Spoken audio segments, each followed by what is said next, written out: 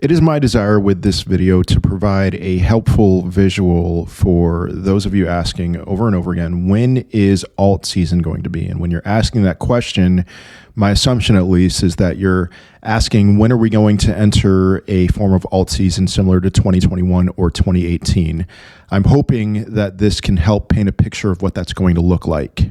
During phases of quantitative tightening, Bitcoin's dominance tends to trend upwards. And during phases of quantitative easing, Bitcoin dominance tends to trend downwards. And then during phases where there's no quantitative easing or quantitative tightening, Bitcoin's dominance tends to chop. During this first phase of quantitative tightening on the chart, there's actually a lot of similarities in 2018 and 2019 with Bitcoin and Bitcoin's dominance to where we are now, because Bitcoin rallied from $3,000 all the way up to $14,000, and altcoins didn't really make all that much noise during that time. Does that sound familiar to where we are now? I think that makes a lot of sense.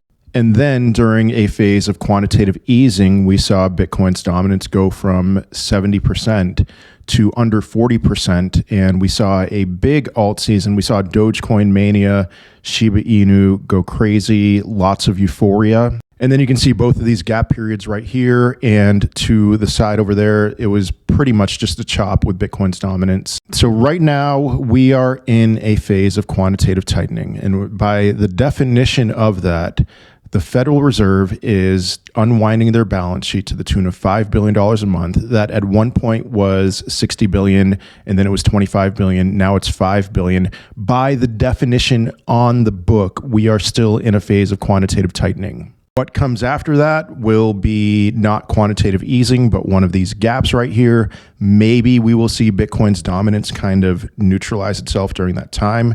At this point, honestly, I would take that, because if Bitcoin's going to go up, which I'm very bullish on Bitcoin for the rest of this year, then maybe altcoins will actually go up too. But if you're asking when we're going to see something like this again, quantitative easing, I don't think that's going to happen in 2025. If you remember, the beginning of quantitative easing in 2020 was the beginning of COVID. And so there was a lot of panic in the markets, and the Fed injected a ton of liquidity. So I tend to think that what would happen before this would be some kind of a scary moment, not quite on par with COVID, but still with a lot of fear.